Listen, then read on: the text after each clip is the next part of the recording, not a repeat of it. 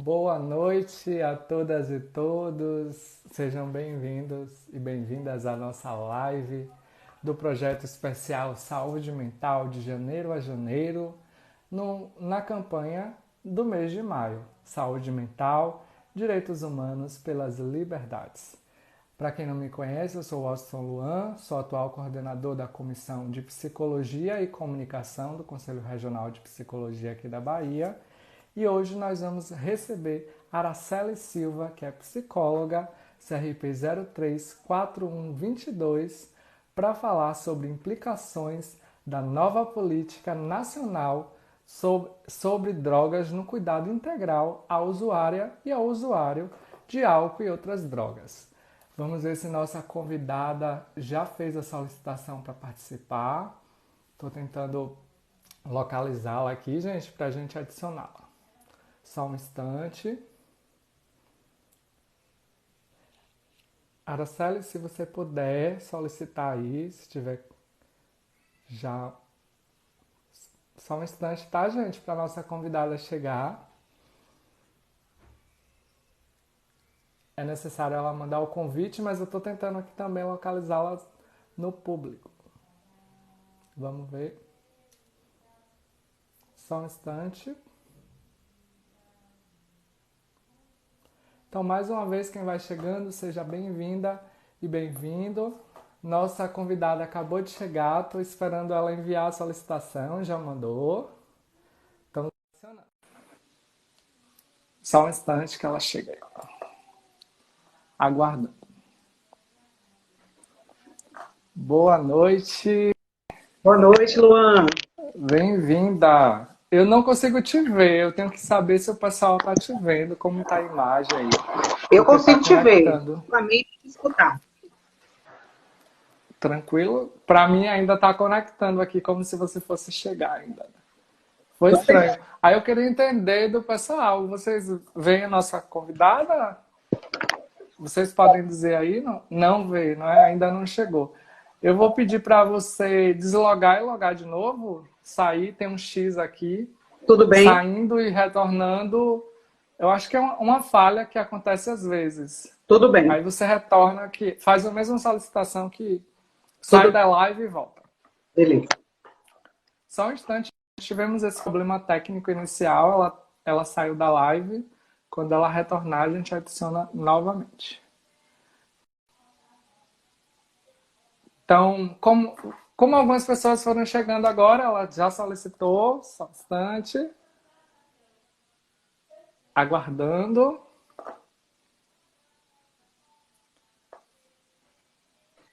Conectando. Olá. Aí, agora sim, bem-vinda! Muito Boa obrigada. noite, gente. Então, muito bem-vinda, né? Obrigado por ter aceitado o nosso convite para vir para falar sobre um tema tão caro para nós, não é? Quanto psicólogas e Claro. psicólogos, né? Gente, hoje a gente está recebendo a Araceli Silva, ela é psicóloga, o CRP dela é o 034122 e ela vem falar para a gente de uma temática muito especial, que são as implicações da nova política nacional, né, sobre drogas no cuidado integral à usuária e ao usuário de álcool e outras drogas. Então, ela veio a convite da Comissão de Políticas Públicas, agradecemos a Mona Lisa e a Regiane pela indicação, né? Então, Com a gente certeza. fez o acordo de você se apresentar para o público, qual lugar de fala você traz, precisando, é só me chamar, eu estou aqui para ajudar. Tudo bem, Luan. Então, gostaria de iniciar agradecendo, né, o convite muito honroso do CRP e a indicação da Regiane e da Mona Lisa. Eu me chamo Araceli Schettini Paiva Silva, eu sou psicóloga, sou especialista em saúde mental, especialista em gestão de políticas públicas de gênero e raça e também especialista em qualidade e segurança no cuidado ao paciente. Atualmente, eu sou gerente do CAPS AB3 de Vitória da Conquista, né? Esse mesmo lugar foi um lugar onde eu construí boa parte da minha experiência na área de álcool e outras drogas. Eu fui psicóloga do CAPS AB entre 2007 e 2015, né? Por 8 anos. Foi um período muito importante da minha formação. Então, eu já estive na ponta e hoje atuo na gestão desse serviço que é tão importante para o interior da Bahia e que tem uma abrangência tão consistente nessa responsabilidade que há das políticas, da execução das políticas públicas, né, na área de álcool e outras drogas e nesse cuidado ao usuário de álcool e outras drogas. Então, para mim é uma honra estar à frente de uma equipe de 43 competentes profissionais, né, gerenciando toda essa equipe, promovendo o cuidado de forma qualificada e respeitosa para com os nossos usuários aqui da região, do nosso território. Então, Luan, desmembrando aí um pouco, né, dessa temática, que é uma temática árida para todos nós hoje na saúde mental, a nova PANAD, né, é importante a gente refletir um pouco o que a gente tinha antes disso, para a gente entender qual o impacto dessa nova PANAD hoje no que diz respeito a esse cuidado aos usuários de álcool e outras drogas. Se a gente for pensar, historicamente, nunca houve um lugar de cuidado para o usuário de substância dentro das intervenções de saúde, né? O usuário de substância, ele só chegava até o sistema de saúde antes da reforma psiquiátrica, ou quando ele já estava extremamente adoecido do ponto de vista clínico, ou extremamente adoecido do ponto de vista mental, né? Então, não havia um lugar de cuidado para ele. A reforma psiquiátrica, ela trouxe esse espaço, né? A chegada dos CAPs como dispositivos substitutivos ao ambiente hospitalar foi um grande avanço, né, para a cuidado de outras drogas, na verdade é o precursor, né, o espaço precursor desse cuidado, se a gente for falar de um cuidado especializado e um cuidado que realmente respeite a singularidade do indivíduo. Então, somente através da saúde pública a gente consegue, né, iniciar esse movimento de cuidado mesmo ao usuário. É importante que a gente entenda que houve uma caminhada que é jurídica também dentro desse processo. A gente precisa de todas essas construções, né, como forma de balizar a nossa atuação, construir esse campo de atuação, de construir também essa lógica do cuidado das drogas como um direito do indivíduo. O usuário de substância, ele ainda hoje, mesmo com toda essa caminhada, ele é visto como alguém que incomoda a sociedade, alguém que tem uma leitura de irresponsabilidade sobre a sua relação com o uso de drogas, né, de desconsideração para com a sociedade, ou por todas as mazelas que são afloradas a partir desse uso ou que são potencializadas a partir desse uso. O usuário de substância, ele não é causa de muitas das violências, ele é sintoma de uma série de outras violências herdadas, né, historicamente, dentro da sua família, dentro da própria sociedade, e a droga, ela entra aí com uma função, ela entra com um significado, né? Se a gente vai olhar agora sobre o âmbito da construção jurídica, sobre das leis, das políticas, das diretrizes, a gente começa essa caminhada lá em 1999, né, quando o Conselho Nacional sobre Drogas cria a SENAD, que na época era chamada de Secretaria Nacional Antidrogas, e é o primeiro momento que se começa a discutir a questão da droga no país. E em 2001, a gente tem a lei 10.216, né, que estabelece, que é a lei da reforma psiquiátrica, que estabelece as diretrizes dos SUS para a saúde mental e para o cuidado de outras drogas. A gente tem aí logo na sequência a portaria 336, que materializa os serviços substitutivos, né, elencando e colocando o CAPS-AD como protagonista desse cuidado dentro dessa rede de serviços territoriais. A gente caminha um pouco mais em 2002, e aí temos a primeira PANAD, né, que ela vem justamente em função dessa implantação, dando ênfase para a implantação de uma atenção comunitária a esses usuários de álcool e outras drogas, colocando os serviços não hospitalares na centralidade do cuidado, destacando a importância do trabalho em rede, destacando a importância da abordagem multidisciplinar, das estratégias de redução de danos, né, como ferramentas e tecnologias de cuidado aí para embasar esse processo de cuidado ao usuário, e também a importância do controle social, né, que é uma conquista que nós tivemos em diversas políticas, na verdade, a partir da Constituição Federal de 88. A gente caminha um pouco mais, chega até 2003, e tem o lançamento da política do Ministério da Saúde voltada para essa atenção integral ao usuário de álcool e outras drogas, que materializa mais pressupostos para que a gente possa embasar o processo de cuidado e organização da rede.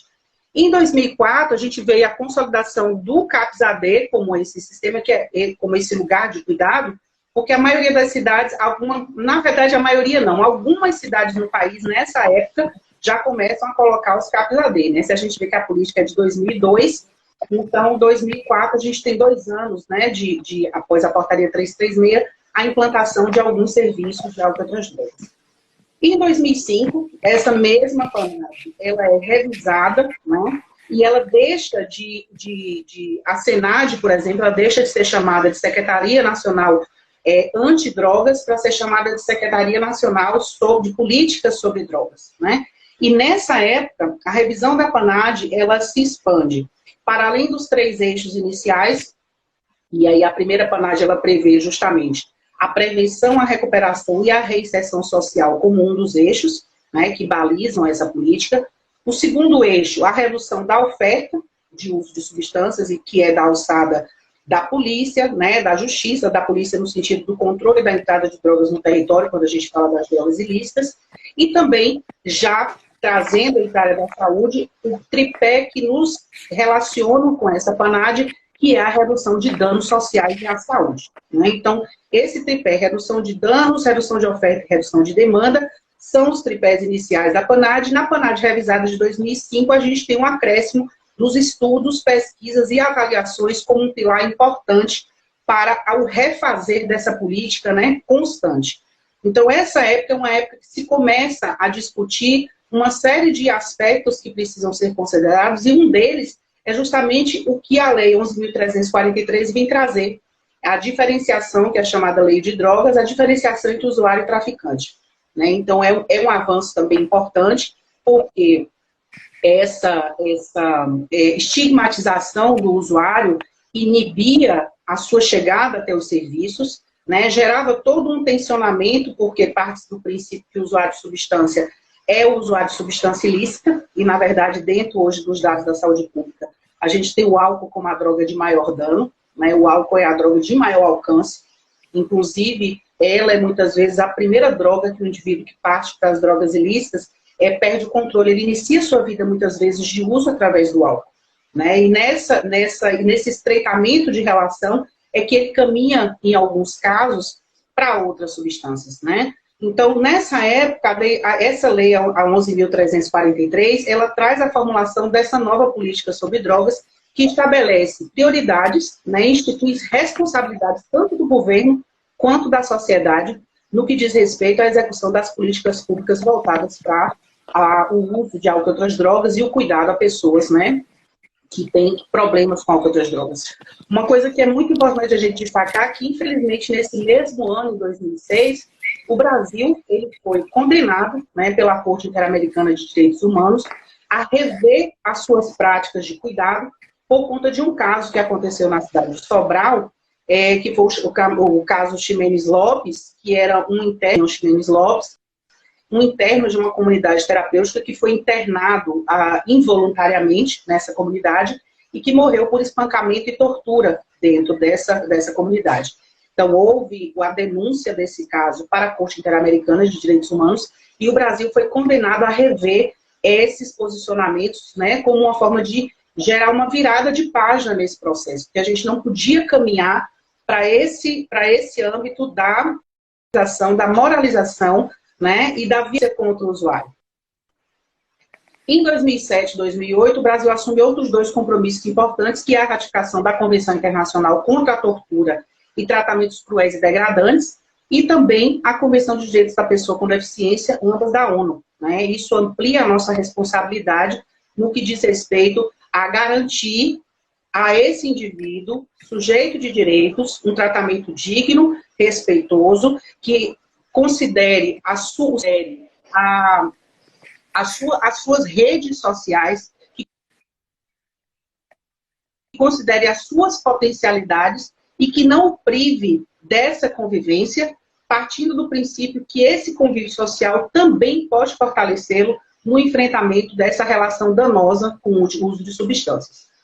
A gente caminha mais um pouco para 2010 e aí temos um marco importante também dentro das políticas de álcool e outras drogas, que é o lançamento do chamado Projeto PEAD, que é o Plano de Enfrentamento do Crack e Outras Drogas, com a grande campanha Crack é Possível Vencer, né? Nessa época, o Ministério da Saúde, juntamente com o Ministério da Justiça e o Ministério da Educação, se juntaram, né, num grande esforço governamental para gerar recursos de investimento voltado para prevenção, para tratamento, para diagnóstico, campanhas permanentes de orientação e capacitação de profissionais.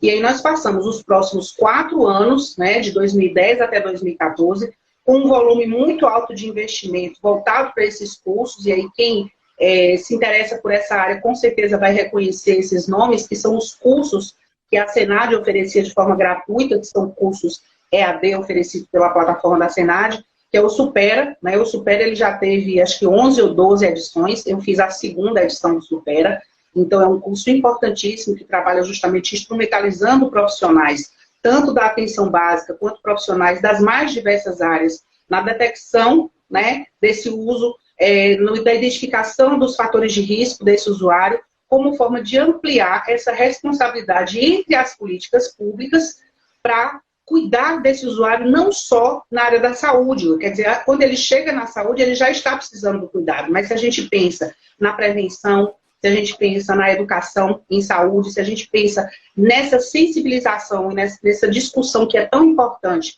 dentro da sociedade, sobre o lugar que o usuário é colocado, o lugar que ele ocupa, o lugar da droga e toda essa mobilização que o uso de substância gera na nossa sociedade, a gente precisa dividir essas responsabilidades, né? A saúde tem um protagonismo no cuidado, mas a própria política nacional ela já previa essa responsabilidade sobre outras instâncias, né? É importante que a gente destaque que na PANAD antiga, os eixos, né, o eixo da autoridade, por exemplo, como eu falei, era da alçada da justiça, mas o eixo da prevenção, por exemplo, era na área na responsabilidade, por exemplo, das escolas. Né? A gente tem o programa de saúde e prevenção nas escolas, o PSE, que foi muito importante, né, e que ainda é vivo em muitas instituições, que justamente traz para dentro da escola a discussão sobre prevenção do uso indevido de álcool e outras drogas, envolve professores, pais, alunos, lideranças comunitárias, agentes comunitários de saúde, todos nesse esforço coletivo para conseguir identificar essas relações, né, estabelecidas por esses jovens e por essas crianças, identificar a ocorrência desses riscos e desses danos e ofertar caminhos concretos para eles de cuidado e de prevenção, né? E aí a gente chega na nova PANAD, né? Quais são aí, se a gente for pensar, dentro dessa caminhada a gente passou alguns bons anos trabalhando em cima da PANAD anterior, e aí a gente chega na nova PANAD ano passado, né? Que ela tira uma série de aspectos que eram importantes, e aí antes de entrar nela eu quero citar ainda a questão da redução de danos, né? Que a redução de danos é uma abordagem extremamente pertinente, ela é uma construção ideológica, ela direciona práticas de cuidado, né? E a redução de danos, ela era o centro desse processo que a PANAD anterior defendia, né? A redução de danos, o cuidado territorial, o cuidado dentro das instituições, né? Dos serviços públicos, do CAPS-AD, havia essa valorização desse lugar de cuidado e dessas metodologias. Hoje, o que a gente vê com a PANAD nova é que a redução de danos ela sai dessa centralidade e se coloca a abstinência como objetivo, né?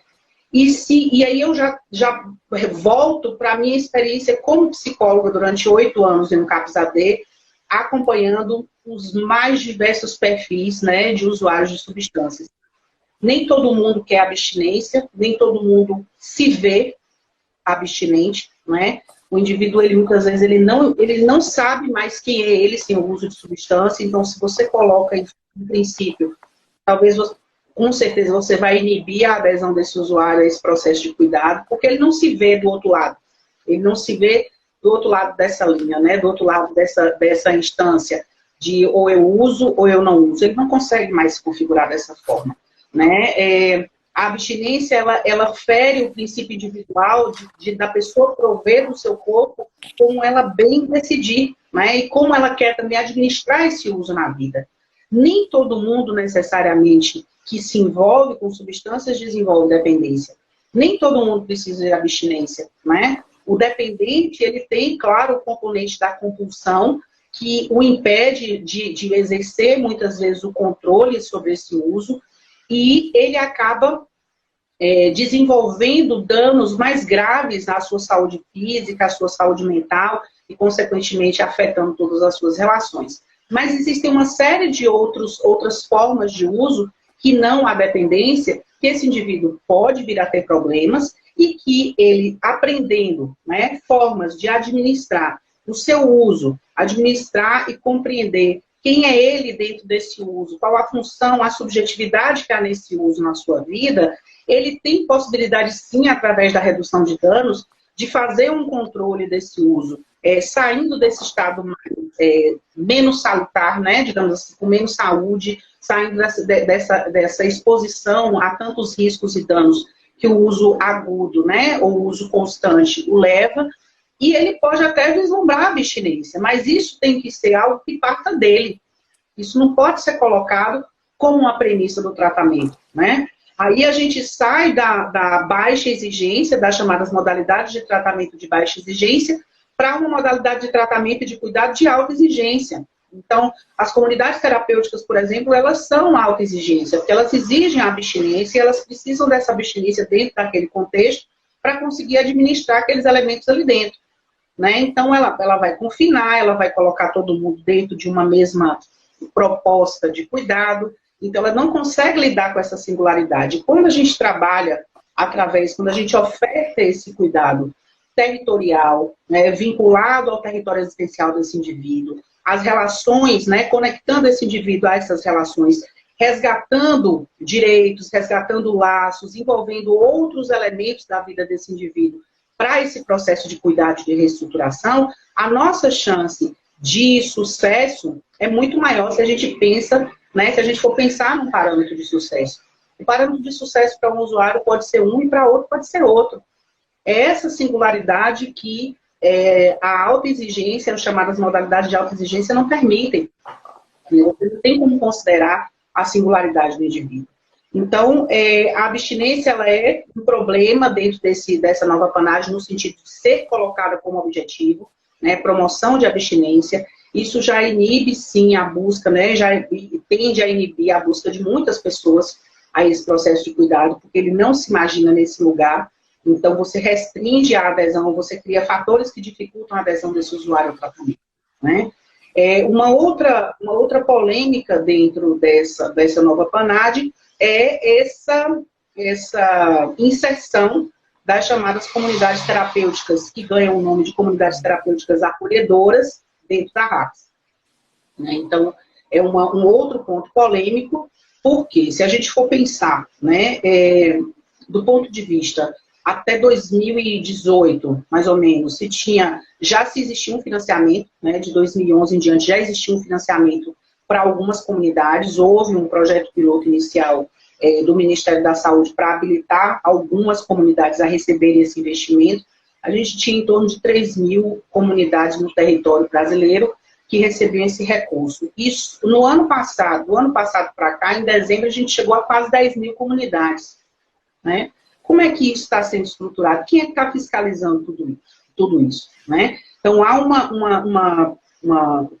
uma explosão dessas instituições sem haver um controle. Né? O nosso conselho já fez um estudo através de visitas, né, de uma pesquisa muito ampla em diversas comunidades no Brasil e encontrou diversas violações. Né?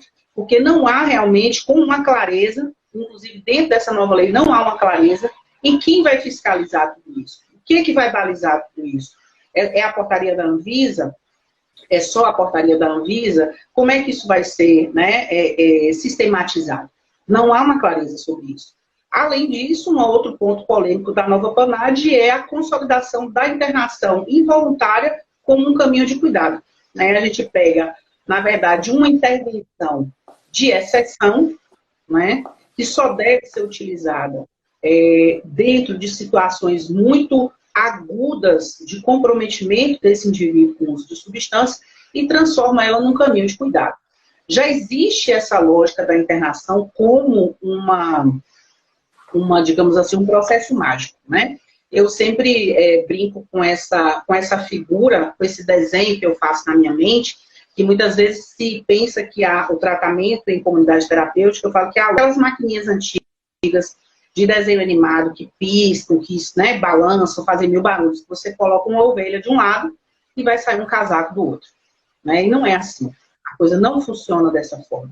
Essa forma mágica de se ver essa transformação. Uma outra coisa que o tratamento na comunidade traz é essa coisa palpável do tempo. E eu digo isso porque, por exemplo, a gente tinha esse questionamento por parte das famílias quando o usuário iniciava um tratamento. Quanto tempo ele vai ficar aqui no CAPS-AD? Quanto tempo vai durar esse tratamento? A gente recebe essas ligações até hoje. Quanto tempo dura um tratamento? Né? Não sabemos. Como é que a gente mede a singularidade do indivíduo? Como é que a gente enquadra isso dentro de um corte temporal? Né? Então, a gente vive num tempo que exige da gente essa materialidade das coisas, essa determinação, essa delimitação de tempo, de início, meio e fim, e a gente está falando de singularidade humana. A gente está falando de uma relação que esse indivíduo estabeleceu com a substância, que inicialmente pode ter tido um significado, mas que ao longo do tempo foi ganhando diversos outros significados. Né? E foi se diluindo na sua vida e ganhando um espaço que se você dimensiona uma escuta com o usuário, por exemplo, no início de um tratamento, no meio, né? Depois que ele pede alta ou que o próprio serviço dê alta para ele no fim, você vai ver uma mudança assim, brusca de significados. Né? No que essa droga representa, no que essas relações representam. Então, a gente precisa ter cuidado, sim, com essa busca da fórmula mágica. A internação, ela tem esse significado, né, de resolução, de cura, e a gente está falando de uma doença crônica. Né? Se a gente fala da dependência, se a gente tira os usuários abusivos desse processo, se a gente tira os chamados usuários problemáticos e deixa só os dependentes, a gente está falando de uma coisa que não dá para ter essa temporalidade, não dá para você determinar dessa forma. Entende? Porque esse mesmo indivíduo que se relaciona com a substância, não é só ele a substância. É ele a substância, as suas condições sociais, as suas habilidades psicológicas, a sua história emocional, né? As experiências vividas, são muitas coisas que orbitam em torno desse indivíduo. Então, não dá para você criar um padrão, e as comunidades terapêuticas, elas criam esse padrão, né? Os programas de tratamento, e enquadram todo mundo dentro desse processo. Durante os meus 8 anos como psicóloga no CAPS-AD, eu perdi a conta de quantos usuários eu tive contato como psicóloga diretamente. Eu não tenho uma precisão sobre esse número. Mas eu posso dizer precisamente, também perdi a conta de quantos buscaram comunidades terapêuticas e reiteradamente foram falhando nesse processo e reincidindo e voltando para esse uso e voltando a esse processo estreito de relação com o uso de drogas, eu perdi a conta. Eu posso dizer que eu só conheci um caso que deu certo, sabe? Por diversos fatores, diversos aspectos, porque de fato se vinculou a uma comunidade terapêutica realmente registrada junto à comunidade, né, a Federação Brasileira de Comunidades Terapêuticas, uma comunidade que se abriu para a chamada profissionalidade do cuidado, que é justamente as fragilidades hoje dentro das comunidades. Você tem um monte de gente bem intencionada, mas que não tem conhecimento técnico, não tem conhecimento científico, né? Essa boa intenção, ela não vai ajudar o tempo todo. Né? Ela vai, inclusive, gerar uma série de dificuldades até nessa própria pessoa que se dispõe a cuidar, porque ela vai estabelecer uma relação, muitas vezes, pessoal com esse usuário, né, de afetividade e tudo mais, e vai vir a frustração, né? A frustração, ela faz parte desse processo de cuidar do usuário de substância, é algo que a gente precisa aprender a lidar. A gente precisa aprender a lidar quando o usuário chega para a gente, nos traz uma recaída, por exemplo. A gente precisa olhar com ele para essa situação e avaliar onde foi que ele falhou, se ele, né, vê isso como uma falha, onde foi que ele falhou, onde foi que ele se enganou na sua avaliação, onde foi que ele se perdeu aí das metas que ele tinha estabelecido, e a gente fala isso sem gerar um sofrimento para essa situação, sem gerar uma moralização dessa recaída, sem gerar uma culpabilização dessa recaída. E, infelizmente, dentro das comunidades se trabalha muito sobre essa lógica da culpabilização e dessa moralização, né? Uma outra coisa que a portaria 9761 de 2019, que é a que dispara, né, essa mudança da Política Nacional sobre Drogas, além de falar de promoção de abstinência, ela fala também de ajuda mútua, como um pressuposto. A ajuda mútua, ela é uma premissa das Irmandades Anônimas, né? das chamadas Irmandades Anônimas, que tem como base a vinculação a um chamado poder superior, né? Então, eu fico me perguntando, quando a gente fala que, né, quando eu sinalizei antes, que essa metodologia da comunidade, ela não se aplica a uma grande maioria de pessoas, vamos pensar, por exemplo, naquele indivíduo que não tem uma vinculação espiritual ou que não acredita em Deus, né? Como é que ele vai lidar com isso dentro Porque desse acredita espaço? em um Deus não cristão, não é? Que também tem essa Oi? questão, né? Quando não é cristão também, né? Isso, O não é processo de outras cristão, como é que ele vai religiões. lidar com isso? Exatamente. Então, assim, se a gente pensa na laicidade do Estado, se a gente pensa na singularidade do indivíduo, nessa construção, inclusive da vida espiritual de cada um, que é muito singular, a gente já quebra aí diversas possibilidades de vinculação com esses métodos de cuidado, né? Para algumas pessoas pode funcionar, mas não vai funcionar para uma ampla maioria, né? Uma ampla maioria. Uma coisa que me preocupava muito, por exemplo, quando eu vi um usuário egresso de comunidade voltar para o CAPS-AD para tratamento ou se inserir no CAPS-AD para tratamento em recaída, eles tinham um peso tão grande sobre essa culpa, né? Existe uma culpa tão grande de não ter sido agraciado pela graça de Deus, né? E eu sou cristã, viu, Luan? Eu não tenho nenhum problema com a religiosidade, com o cristianismo, pelo contrário, mas eu preciso olhar, né? Eu tenho que ter esse olhar mais amplo. Eles chegavam numa culpa tão grande, e uma outra coisa era até a própria desconexão com Deus, eles quebravam a relação deles com Deus, né? Alguns passavam a questionar isso depois e diziam, não, Deus não me ama o suficiente, Deus não me salvou, Ele não me ajudou a ficar sem fazer isso, né? Ou eu sou tão fraco na minha fé que eu não consegui, né, construir esse processo de mudança. Então, você ofertar um processo de cuidado que vai gerar no indivíduo um sofrimento tão pesado, tão grande quanto o uso da substância, é terrível, entende? Então, assim, é muito complicado a gente pensar nessa aplicação desses métodos, né, dessas modalidades de cuidado de alta exigência para uma grande maioria, sendo que essa grande maioria tem, né, na verdade, todos nós temos a nossa singularidade, e a grande maioria não responde da mesma forma a esse tipo de entrevista, né? O indivíduo, ele precisa ter o direito de optar pelas estratégias de cuidado e construir o seu caminho de cuidado visando a abstinência ou não. E nós, como profissionais de saúde, temos que ofertar esse cuidado, independente da decisão do indivíduo ser a abstinência ou não. Ofertar com a mesma dedicação, com a mesma responsabilidade, com o mesmo compromisso, com a mesma ética, né? A gente não tem o poder e nem o direito de determinar o que é melhor para a vida do indivíduo.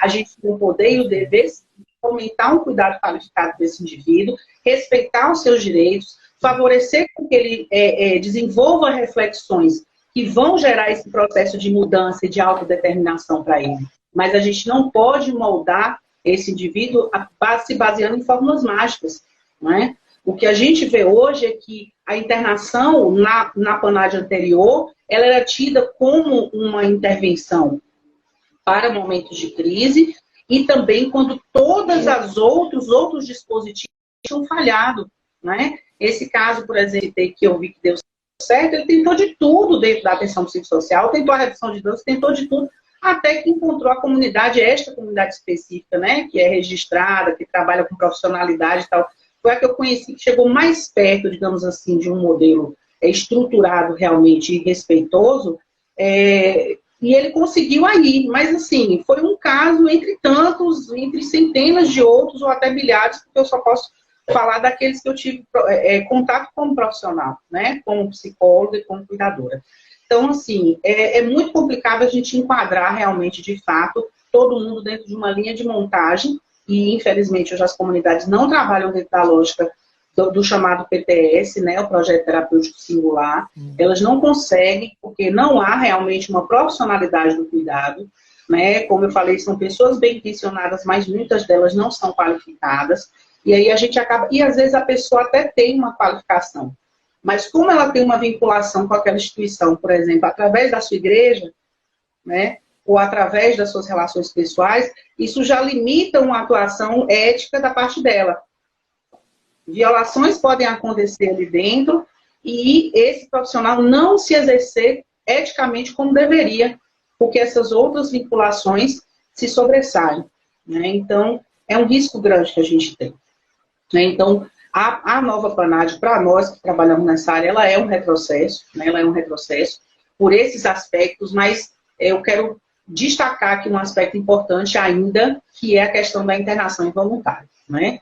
Que é mais um aspecto de fragilidade, além de você, além da abstinência, além de se trazer as comunidades para esse espaço, a gente tem a internação involuntária como uma estratégia de cuidado que muitas vezes está sendo utilizada como uma estratégia de higienização social mesmo, né? Nos grandes centros urbanos a gente viu isso acontecer em São Paulo, no Rio, com internações em massa, né? Buscando essa lógica, reforçando essa lógica curativa da doença, que você vai colocar o usuário na comunidade e ele vai sair curado, né? A lógica da ovelha, da máquina que você coloca a ovelha e sai o casaco, né? Então a gente está iludindo a pessoa e a sociedade. Ilude-se a pessoa e a sociedade quando se coloca esses espaços ou essas estratégias de cuidado como curativas. A gente está falando de uma doença crônica, né? E a internação, claro, a gente não vai também ser romântico a ponto de dizer que não existem situações que são necessárias à internação. Claro que existem. Existem situações onde esse indivíduo vai oferecer, sim, riscos concretos a si próprio e a terceiros, né? E que ele vai apresentar um quadro delirante, um quadro alucinatório, que dificulta a sua leitura sobre as situações em torno dele, vai desorganizar o seu comportamento. E é claro que, nesse momento, a internação ela é um processo de cuidado a esse indivíduo, né? A nova PANAD, ela prevê 90 dias de internação, até 90 dias. E 90 dias é muito tempo. Se você for para um lugar onde você tiver a possibilidade do contato social, do contato com sua família, da oferta de cuidado profissional, né, de um espaço de fato de reflexão, de construção, de cuidado em saúde física, de cuidado em saúde mental, de resgate de laços, tudo bem. Mas o que a gente vê hoje é que as comunidades elas trazem a sombra do que foram, por exemplo, os manicômios no passado, né? Elas são em lugares afastados, elas determinam o tempo de contato desse indivíduo com a família, né? Durante um tempo, isolam, inclusive, esse indivíduo. Eu me lembro que do relatório do Conselho de Psicologia do Conselho Federal se citava essa questão do usuário querer entrar em contato com a família e ser impedido, muitas vezes, como punição, né? Então, uma série de violações de direitos dentro desses espaços. Então, assim, é preocupante quando a gente pensa que esse método e esse lugar ganharam, inclusive, recursos federais, né, para poder funcionar. Então, a internação, ela tem um motivo, ela é uma medida intensiva, ela é uma intervenção de exceção dentro de um quadro agudo, onde o indivíduo não se autodetermina, né? Como eu falei, a gente não vai demonizar de toda a internação, porque ela tem um propósito terapêutico. No entanto, as evidências científicas mostram que as internações desse usuário nesse perfil, elas têm maior efetividade quando elas duram em torno de 10, 15 dias, para que ele saia da intoxicação aguda da substância e tenha durante esse período uma oferta de espaço de diálogo, né, espaço de escuta e de fala com profissionais, para que invistam na sensibilização desse indivíduo, para que ele perceba que é necessário um cuidado e que ele precisa se responsabilizar por esse cuidado também.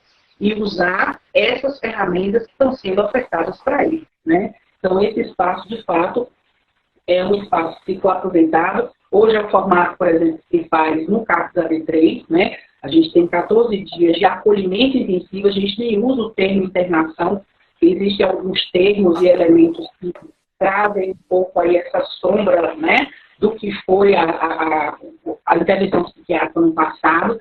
Então, a gente tenta até, inclusive, modificar essas terminologias para tirar um pouco dessas sombras e desses significados. A internação sem o desejo legítimo do indivíduo, né, de parar de usar drogas ou diminuir, sem compromisso de mudança, sem consciência ampliada do problema, ela não funciona, né? O que mais a gente vê são as famílias relatando isso. Enquanto ele estava lá, enquanto ela estava lá, estava tudo bem. Quando saiu, recaiu, né?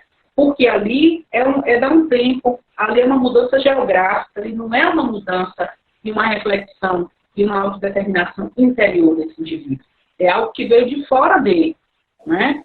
Passou-se o tempo da internação, da desintoxicação aguda, é a hora de ofertar outras tecnologias de cuidado, outras possibilidades de reflexão, para que essa pessoa tenha condições de refletir sobre a sua relação com o uso de substância e se autodeterminar a gerir a sua vida e o seu uso dali em diante de uma forma diferente do que ela vinha fazendo, né?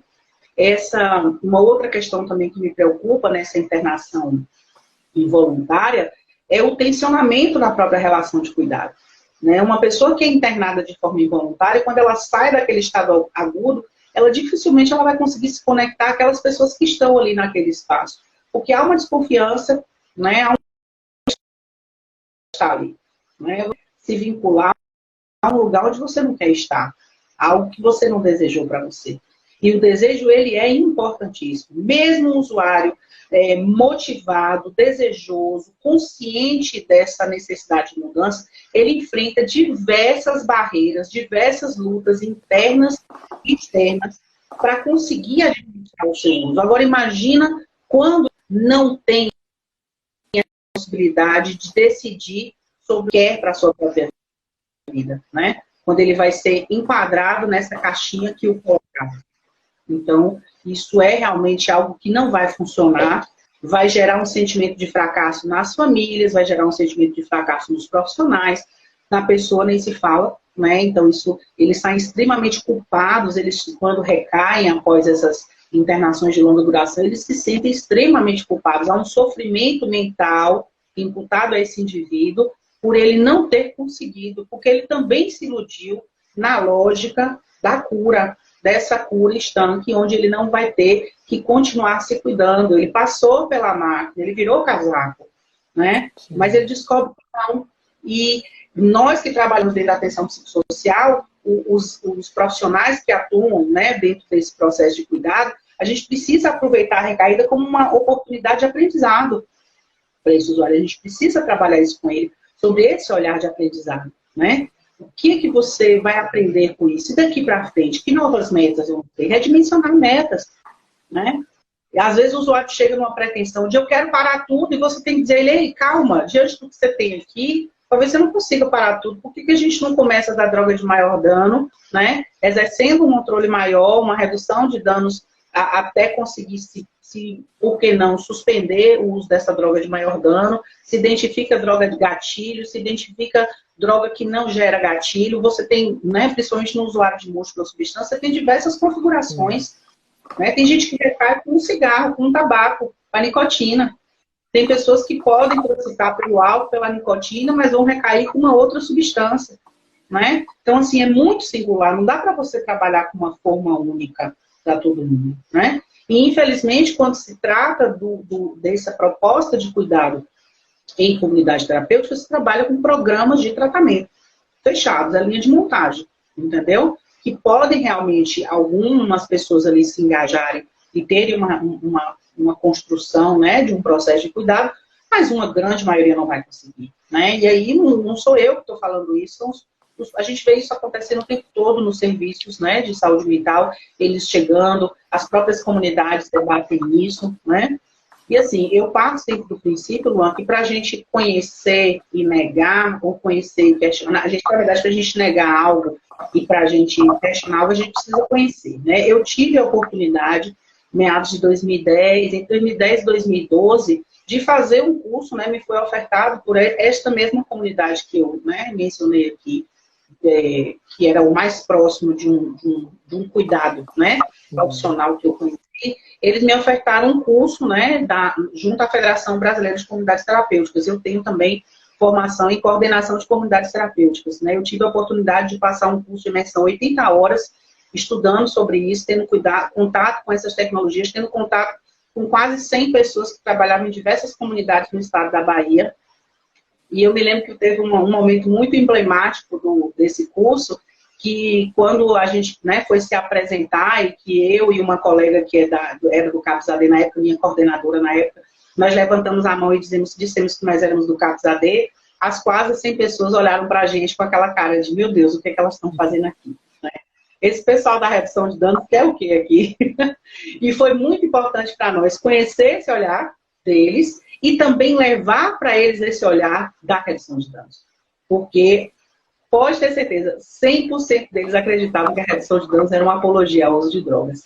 Né? E para nós foi um momento importante de esclarecimento, né, de que não é isso. Né? É um método, é uma metodologia, é uma filosofia.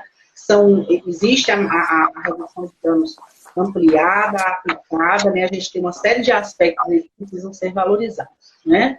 Então, assim, quando eu falo da questão da comunidade, internação, né, de curta duração e essa oferta de cuidado, é importante que a gente entenda que esse lugar de cuidado, né, hoje dentro da rede, ele é materializado pelos CAPS-AD, mas também a gente tem toda uma rede, né, de prevenção, de promoção, de detecção de casos. A gente tem a RAPS, né? O CAPS-AD está dentro de um desses componentes, mas a gente tem diversos outros componentes nessa RAPS. A gente tem a atenção básica, né? A gente tem as portas hospitalares, a gente tem o falecido NASF, né, há pouco tempo, que estava aí com a gente dentro das políticas públicas de saúde, com uma perda imensa, né, para a saúde pública. A gente tem os dispositivos, as cooperativas, né, de geração de trabalho e renda. A gente tem uma série de componentes nas salas de estabilização, a gente tem, né, as unidades de acolhimento, são diversos elementos que compõem essa RAPS. O CAPS, ele é um desses elementos. Então, toda essa rede, fora a chamada rede psicossocial de proteção social, né, os CRAs, os CREAS, os centros POP, né, que trabalham também diretamente com essa população que está exposta ao uso de substância. Então, quando a gente pensa nas políticas públicas, não dá para pensar em política pública trabalhando isolada. A política pública trabalhando isolada, ela vai perder, o profissional ele vai perder a motivação, ele vai esbarrar em demandas que não são típicas da sua área de atuação, mas que precisam desse saber intersetorial para poder, dessa atuação intersetorial, para serem sanadas, né? Então, a gente precisa também pensar que essa lógica de cuidado, ela está dentro da atenção psicossocial e que o próprio trabalho da atenção psicossocial preconiza e prevê essa articulação intersetorial que é valiosíssima, necessária e o único caminho que a gente tem, de fato, para construir caminhos de cuidado e de mudança concreta para essas pessoas, né? Então, assim, é muito importante que a gente reflita sobre isso, a força que se tem, né, e a importância que se tem de unir todas essas políticas para que elas realmente ofertem caminhos concretos de emancipação desse indivíduo, de construção de elementos para a autodeterminação, de garantia de direitos, né, de processos de cuidado, então, de proteção social, de resgate de direitos civis, né, e de construção de novos projetos de vida. Né? Se a gente não trabalhar com essa perspectiva, se a gente não se mover por essa perspectiva, eu não sei o que a gente vai estar fazendo na área de saúde mental. Né? A gente precisa acreditar realmente nisso. Então, assim, eu queria só... como é que a gente está de tempo? Me fala aí. Eu estou um pouco perdida com o tempo, porque hoje eu não vim com o notebook do lado. Aí não dá para ver as horas. Como é que está o tempo aqui? São 8h22, né? A gente vai ter uma queda agora, aí a gente pode fazer as perguntas quando voltar. Se cair... Não. Certo. Se cair, a gente retorna de novo, o mesmo processo.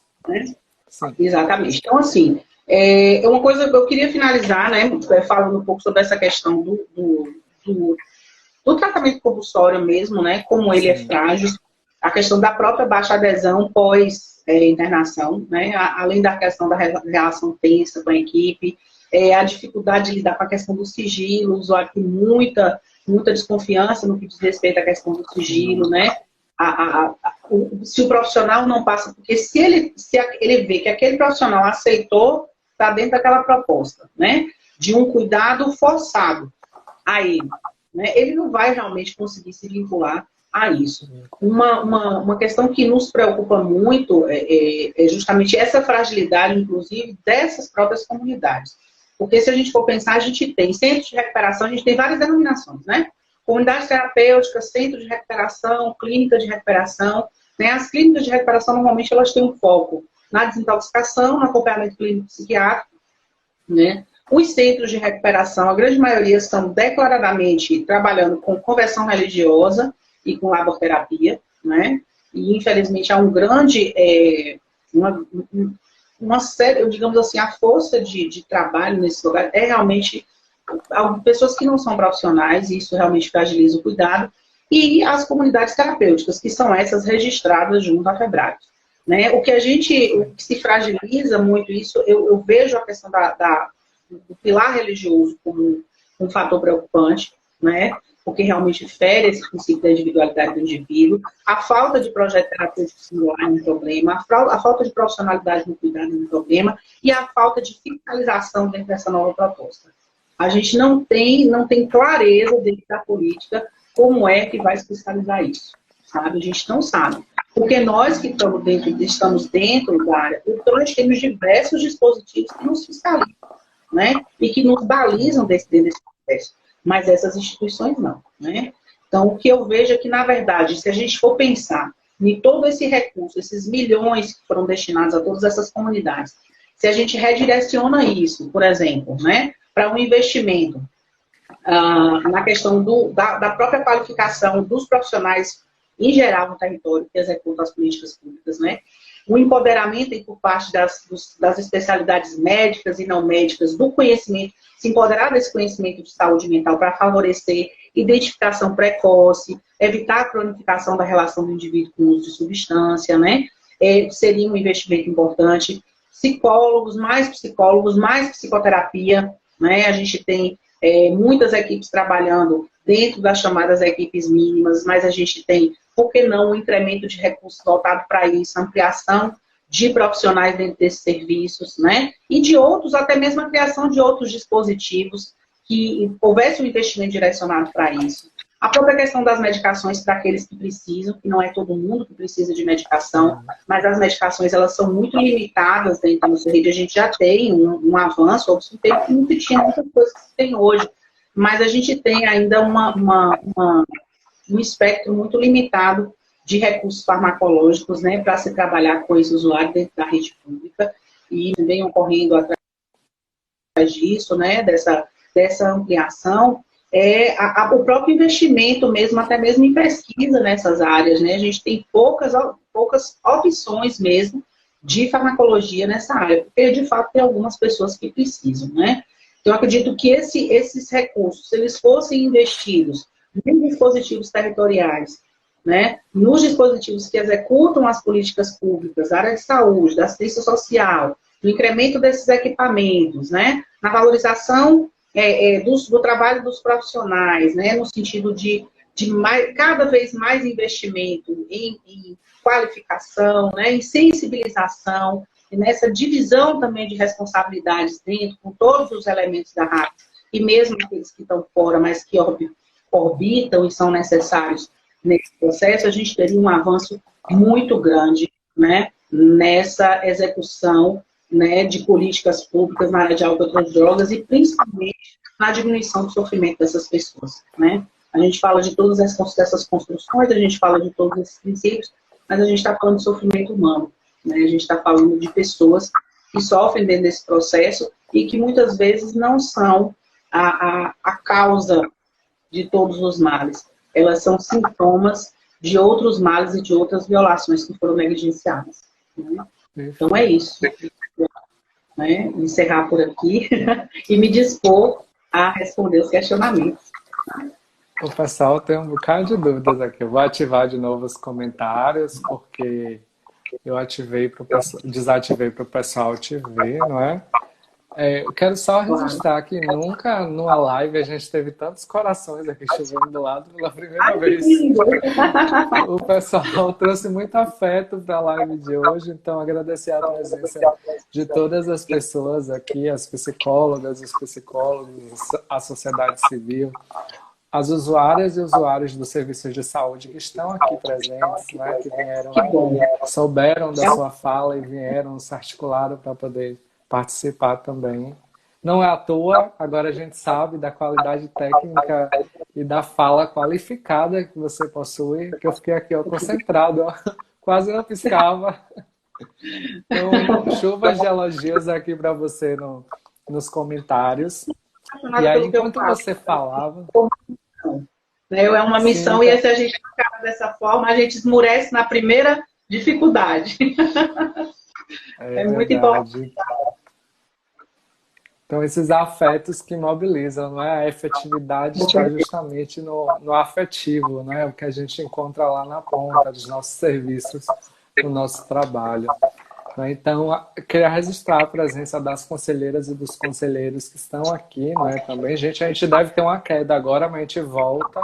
E agradecer mais uma vez a Regiane e a Monalisa Cirino, que indicaram a sua presença aqui hoje, a Comissão de Políticas Públicas. Então, muito obrigado pela excelente indicação. Enquanto você falava, me atravessou uma questão. Você estava falando sobre a internação, não é? Que 90 dias é muito tempo. E aí eu estava a pensar, a partir das reflexões que a gente tem feito, não é? O quanto a gente está sentindo hoje o que é esse processo de estar confinado. Há quantos dias estamos vivendo essa quarentena e estamos tão mobilizados, dizendo que estamos mais ansiosos, mais cheios de processos que são ligados à saúde mental, e a gente se esquece que diariamente os usuários de saúde mental passam por torturas como essa. Então, essa é uma temática que a gente vai aprofundar, a gente vai ter uma convidada especial para falar sobre isso aqui. Não é? Então, se você também quiser trazer na sua fala, sabe, isso atravessou muito. E aí eu gostaria de registrar uma coisa simples, né? Eu já atuei na Defensoria Pública enquanto estagiário e a minha supervisora, Lucivone, ela está aqui no chat, inclusive, teclando, né? Aí eu estava pensando do processo que buscava a defensoria para essa internação compulsória quando não era possível ainda, né? Tinha que ter uma ação judicial para que a pessoa pudesse ser internada. Então também eu lembrei muito disso enquanto você estava falando. Então eu vou trazer algumas questões que o pessoal trouxe. Né? Então, a questão inicial estão todas anotadas aqui. Se a gente cair, a live fica salva, depois a gente posta no IGTV. E aí tem algumas questões aqui que a gente precisa te trazer. Você já trouxe na fala, mas não vale vale muito reforçar, né? Inclusive sobre esses atravessadores que a gente imaginou que teria aqui hoje. Como lidar com usuários de álcool e outras drogas em tempos de pandemia? Como é que está sendo a sua prática, né, nessa situação atual?